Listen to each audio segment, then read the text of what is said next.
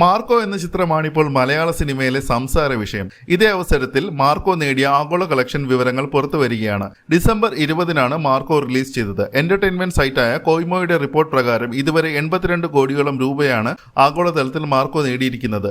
Indian box office collection 45.75 കോടിയാണ്. നികുതി ഉൾപ്പെടെ മൊത്തം ആഭ്യന്തര കളക്ഷൻ 53.98 കോടി മാർക്കോ നേടിയിട്ടുണ്ട്. വിദേശത്തു നിന്നും 29 കോടി ഗ്രോസ് ചിത്രം നേടിയിട്ടുണ്ട്. അങ്ങനെ ലോകത്തെമ്പാടുമുള്ള ബോക്സ് ഓഫീസ് കളക്ഷൻ 82.98 കോടിയാണ് ആകെ മാർക്കോ നേടിയിരിക്കുന്നത്.